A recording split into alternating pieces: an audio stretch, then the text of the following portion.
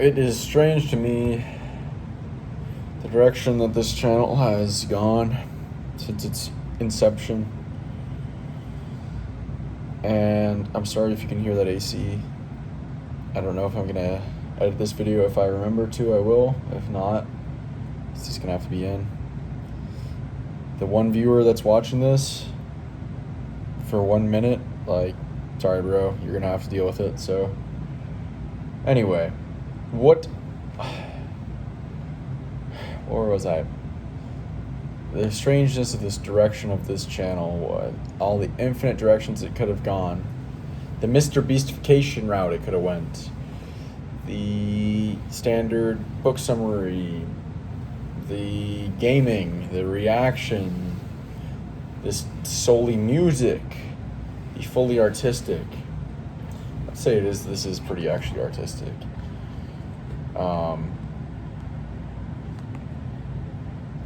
All the other different paths, and this thing's pissing me off. All the other paths that this channel could have gone down. A lot. But it ended up going this weird route where it started out really, really structured and then took a break, came back, and started filming about SMMA. Took a break, came back, started posting about anything and everything, like just rapid posting. Like, I remember a video I made was like, I made 25 videos in 3 days. I was just making content, and then I took a break. And I've been now posting shorts of guitar here and there. That was also back then, before the break, and then started posting daily, basically just like recaps of my day, just checking in daily uploads. In between that and the rapid posting, I was doing a post every 2 weeks maybe, just recap videos.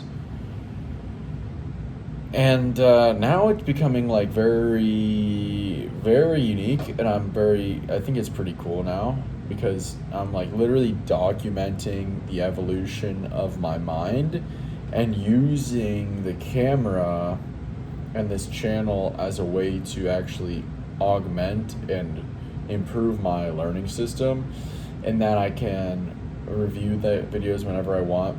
That's a minor one. The major one is these videos allow me to actually have a reason to think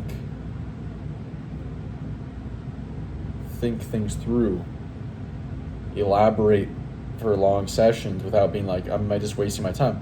No, I'm documenting all the evolution of my mind. It's not a waste of time, not for me anymore. Even if these videos don't get any views, like, it just feels like, okay, now I have a reason to do these things that take a long time, learn these skills, to think clearly and to elaborate and to connect things, master things, and not feel like it's potentially just gonna be a waste of time. It never will be. Even if I don't ever use this information and it doesn't lead to anything, hey, I made a video out of it. So I think that's pretty cool. And I don't want to get into the point where I'm like frantically making like 5 minutes videos a day with like some like, kind of frantic energy. I want to be calm. I'm going to continue posting daily. I'll have maybe a massive backlog of videos. Maybe not. Maybe I'll post a couple times a day. It's the part of the posting is actually kind of the annoying part for me. Like, that takes a bit, some time.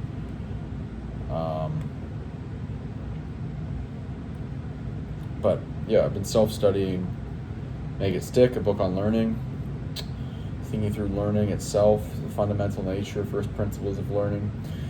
Started recently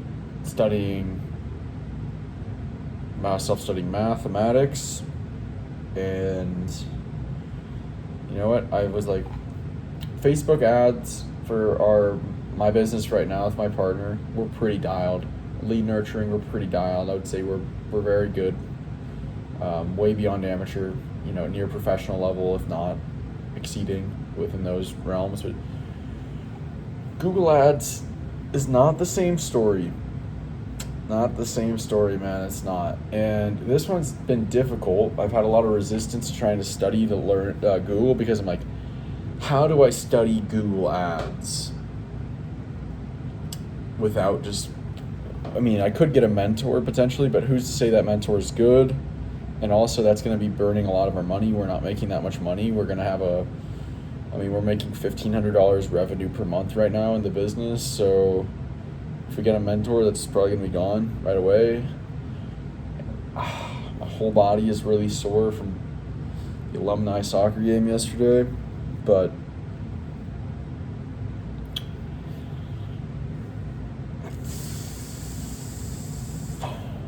how do I self-study Google?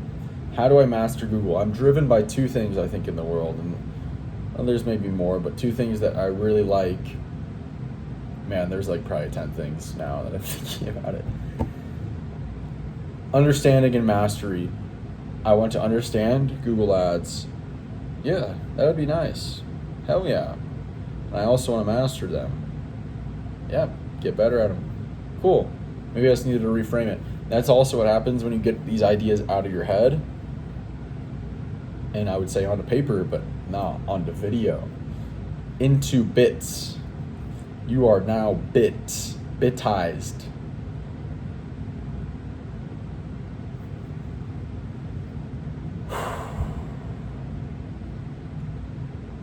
So how do we master Google Ads? How do I understand Google Ads? Maybe that's a better place to start. So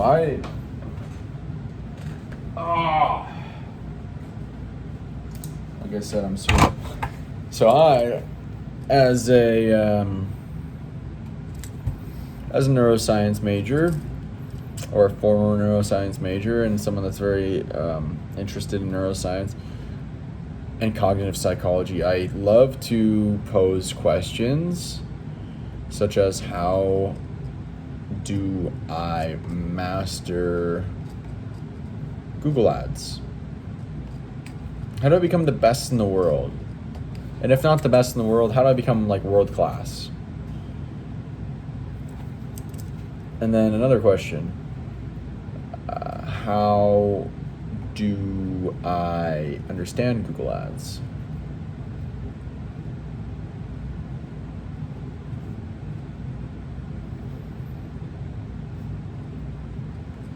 Okay. All right. Okay. Yep.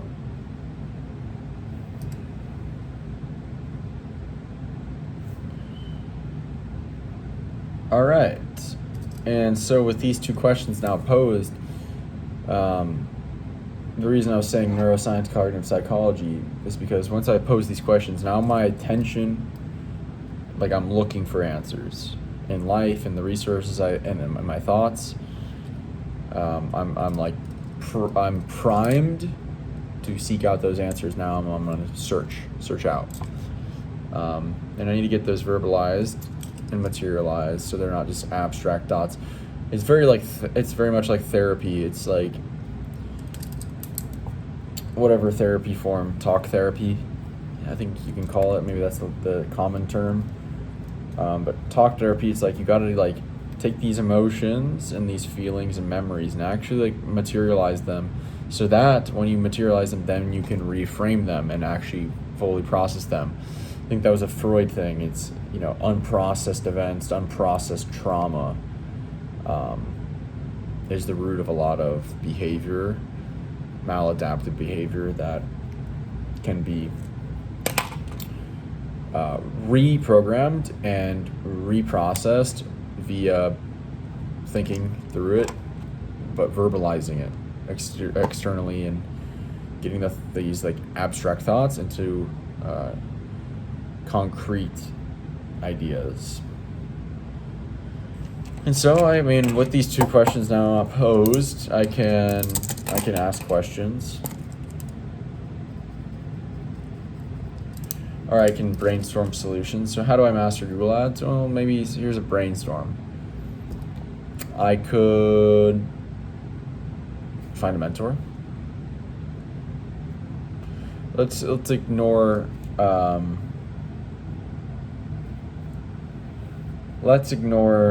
how to actually do these things. Let's just things I could do if I was going to master Google Ads. If I was going to master Google Ads, I would probably just get the best mentor I could.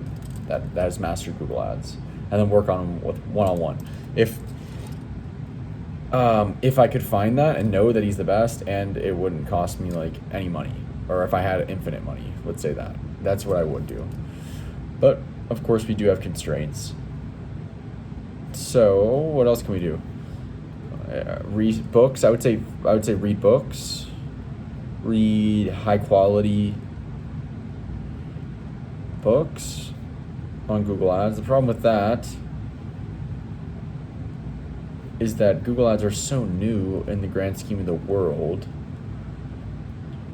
that I don't know how many quality books there are out. They would have to be re-updating them all the time. But maybe. Gosh, I've been showering at night. Maybe I need to shower in the morning because every day I wake up with bedhead. It's kind of annoying. Bedhead. All right.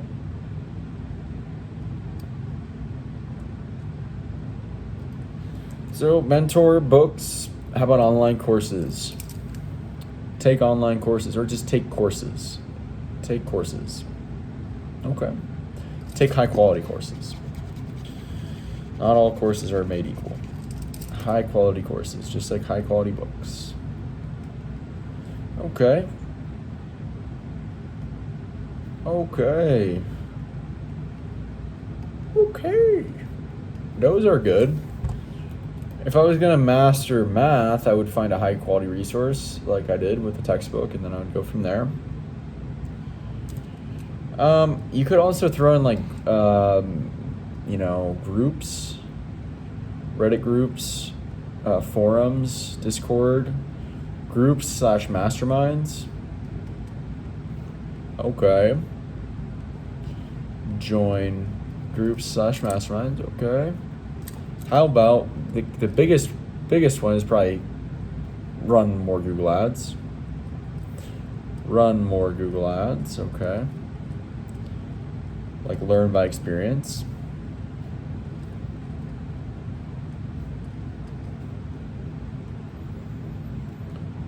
All right. And what else? So we got experience, we got mentors, we got books and courses, and then we've got groups and masterminds. Any other things? I mean, I'm thinking like YouTube channels. What would you call those? Content, other content / resources. Okay. Such as YouTube channels, blogs. Okay. All right. I would say ChatGPT, but ChatGPT has utterly failed us on giving us good recommendations. I would say it's been a major fail. It's one of its very weak areas is Facebook and Google Ads helping us. I've also noticed it's very bad at learning science and learning recommendations. Okay, how do I understand Google Ads? Well, here we go. Thinking. Yeah, I'm writing that down, not just like saying I'm thinking. I'm saying think. Explain. Elaborate.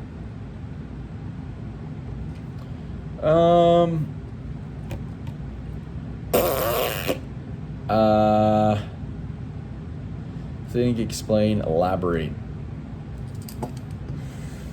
Think, explain, elaborate.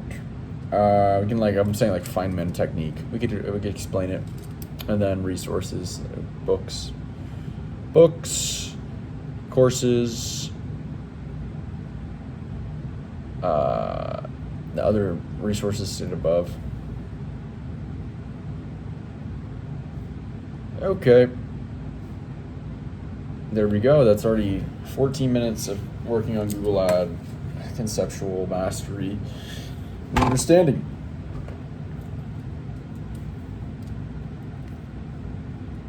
Okay. And so here we are. two things I'm thinking is I've got a book called $100 Million Leads by Alex Ramosi, and I can use that. And I can read the paid ad section. That's not directly Google Ads, but there should be some principles in there that would benefit Google Ads. And then what else can I do? You know what? Today I can try to explain Google Ads off the dome. So what do we got? What are Google Ads? So people often confuse Google Ads with what is called PPC advertising. Okay? And PPC advertising is actually an acronym that stands for pay per click advertising. And so Google Ads really fall under the umbrella of pay per click advertising. They are a form of pay per click advertising.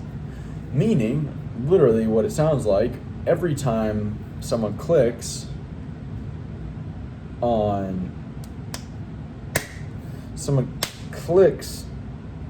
your ad on Google, I'm talking specifically about search ads because there's many types of Google Ads. We're just referring to search ads, okay? Okay, that makes it a big difference. So now I've been saying, how do I master Google Ads? Maybe I should have been writing, how do I master Google search ads? There we go. Already getting so much better just by reframing and clearing my thinking. So how do I understand Google search ads? There we go. I mean, that is a way different ball game now because Google Ads is much bigger.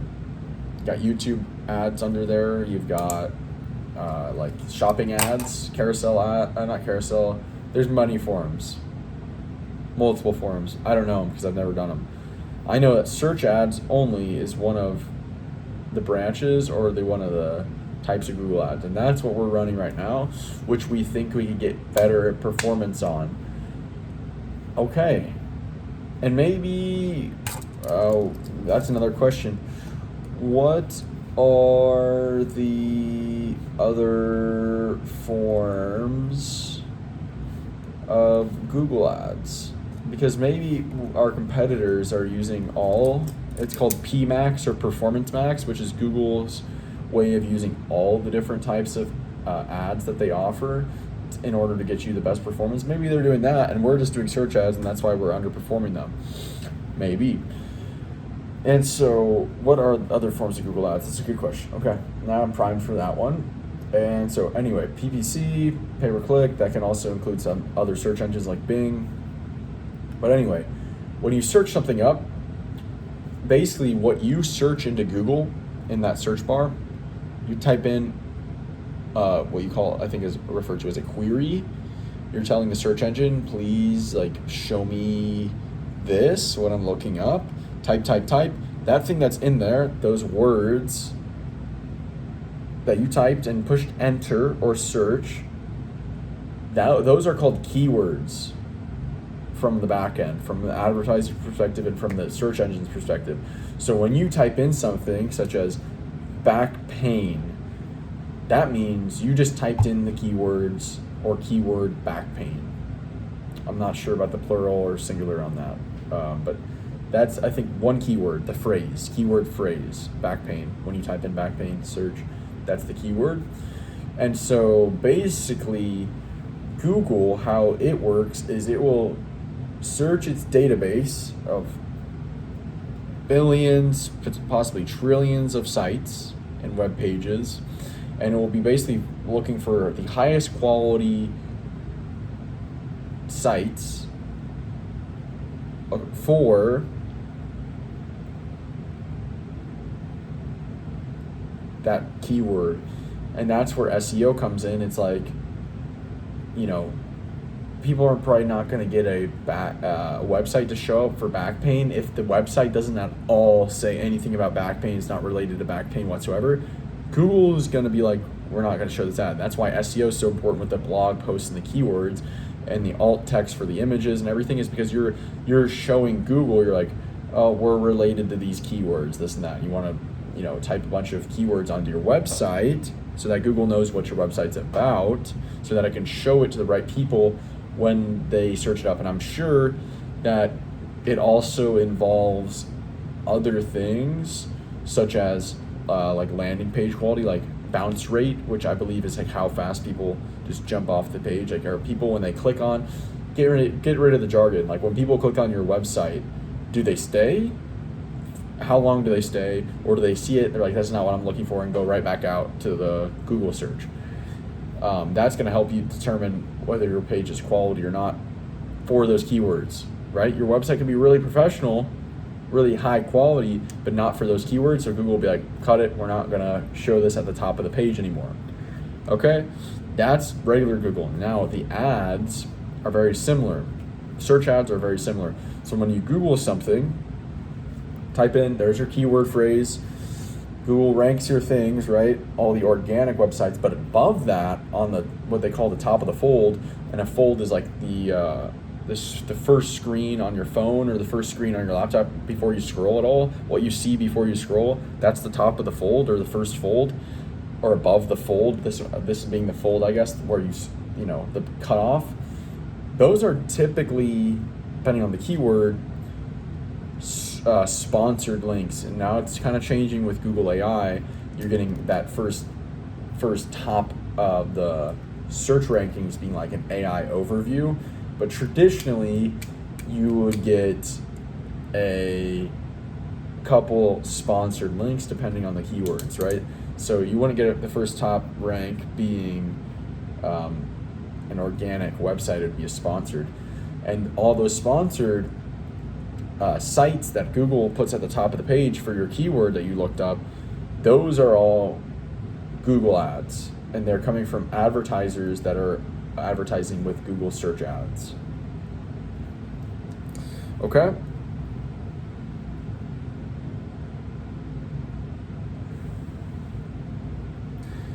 And so PPC, back to where we started, pay-per-click. So when Google shows your websites, the sponsored, right? When someone searches up a keyword, back pain, and they see sponsored link, top of the page, it's your ad, you're saying, whatever, click on our link to get this thing. When somebody goes to click it, if they do not click it and they just get shown it, whether they physically see it with their eyes or not, doesn't matter. If it's on the screen, that's on the visible screen, that's called an impression. And you do not get charged for impressions with Google search ads. That's why it's called PPC. It's pay per click. So you only get charged when someone clicks on your link. And that's why your landing page is so important, is because you're paying for every time someone comes onto your landing page. So you want your landing page to convert. Otherwise, you're just paying money for nothing. And it's much different than meta ads, because we're good at meta ads, but this is a different type of advertising. It's a different area in the funnel.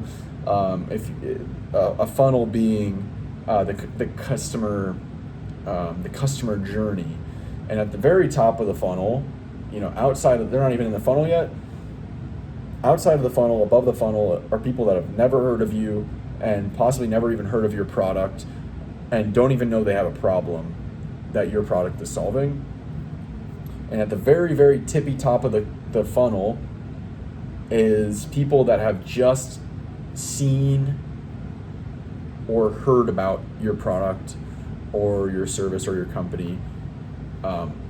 Typically, we're just talking about just your company. They've somehow become aware of your company, not even maybe consciously. They just have seen something or heard something, whether it's a radio ad, whether it's someone talking about it, whether they read a review in a magazine or on a blog post, or somehow they've heard about you. That's the top tippity top of the funnel. And as you move down, you get people that are like, they're aware of your company and they're interested, they've maybe submitted a lead form, or they've called your company. Maybe they've actually shown up, or you know, put their product into the shopping cart, but they didn't purchase, whatever it may be, until you get to the bottom of the funnel where they become a customer and they purchase their first purchase from you. And this degree of the funnel is like, it starts out super cold. We call it cold traffic, and as they move down further, it gets warmer, hot, and then they're purchasing. And so fundamentally, Meta ads and Google search ads are targeting people at different areas of the funnel, right? Facebook Meta ads can be targeting basically mostly super cold traffic. You're just you're trying to use cold direct response advertising, meaning you're trying to show somebody that's never heard of you before and get them to take action right now. That's cold direct response advertising. But Meta could be showing it to people that are cold, warm, hot, already purchased. It's going to just show it to whoever is going to potentially repurchase or purchase for the first time. Google, on the other hand, there's no cold traffic at all, right? Almost depends on how we're defining the funnel, whether we're defining they know your company, or they're looking for a solution, a commodity that you offer. I guess I've not really fleshed out the difference there. Anyway, abstractly, let's get back to the abstract before I get specific. Facebook and Meta ads are targeting colder audiences on average, and Google ads, search ads, are targeting warmer audiences on average, because the people are searching out. They're already problem aware. They're solution focused. They're looking for a solution when they're searching in whatever their keywords are that you then have your advertised show for. So, fundamental difference there between Meta and Google. You pay for impressions on Facebook and Instagram, Meta, and you pay for clicks on Google search ads. Okay? So, I just thought about, straight off the dome, I don't believe I used any resources. I just straight up talked about and thought about Google ads for 28 minutes. So, I'm not a noob. I mean, at least I can talk about it for this long. I can go on much longer. But I think I'm trying to keep it manageable with these types of theoretical concept masteries, and just do a little bit every day. Space the repetitions. Let some idling and sleeping intervene, and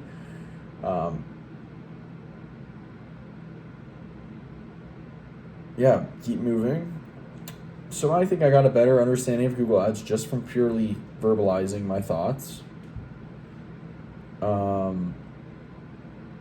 Tomorrow we might start reading $100 Million Leads, the section on pay-per-click advertising, maybe. Not a bad use of time. I think there's worse uses of time. And from there, I don't know where we'll go. We could go straight into Google courses. We could start looking for mentors. I could start watching YouTube videos and then basically documenting, like, I watched this video, my takeaway. I think that's super cool, because I once heard Ali Abdaal, a big like productivity YouTuber. I guess he's really chosen the niche of like productivity. He always said, like, document after you consume something for like everything. And it's easy to watch a YouTube video and then just watch another video, or just forget about it, or just go about it your day afterward. But it's much more beneficial. You'll gain a lot of benefits if you just, talk about what you just watched. What was interesting? What do you agree with? What don't you agree with? And elaborate on that stuff. Your memory is going to be skyrocketing. Your mental model and map of these things are going to be exploding and blooming.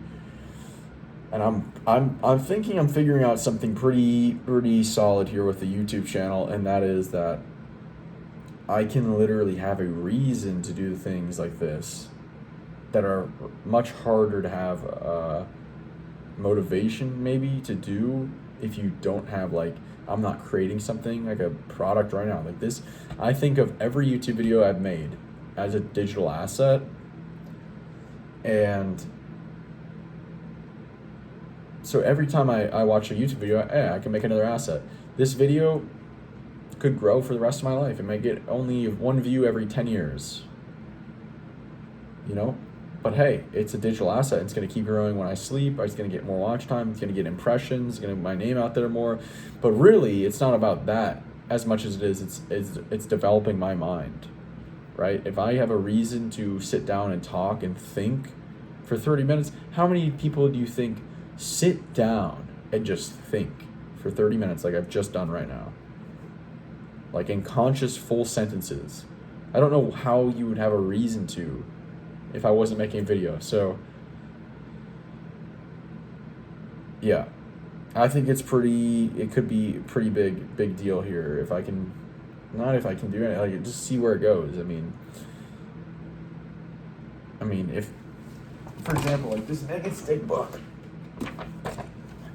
like I am going so profoundly deep into this book that if I was not making videos on it, I would not have the reason to go that deep. And so, if I make 100 videos on Make It Stick, it's like, how deeply am I going to understand this book? And it's like I'm using like recall and review and retrieval and Anki and all these other techniques and spending a profound amount of time and effort on it. It's like, yeah, that's going to be deep learning. It already is. I've probably already gained long-term for the rest of my life more from this book than 99% of people that have opened this book ever. And I've only spent 2 days on it, or no, 4 days, 5 days, whatever, 2 hours. But yeah, boy, if I would have spent the 2 hours just reading the book, straight words, I don't know if I would have gained much, to be honest. I'm finding this thing where it's like deep learning is really what separates experts, masters, artists, like the greats from like everyone else, including like LLMs, large language models.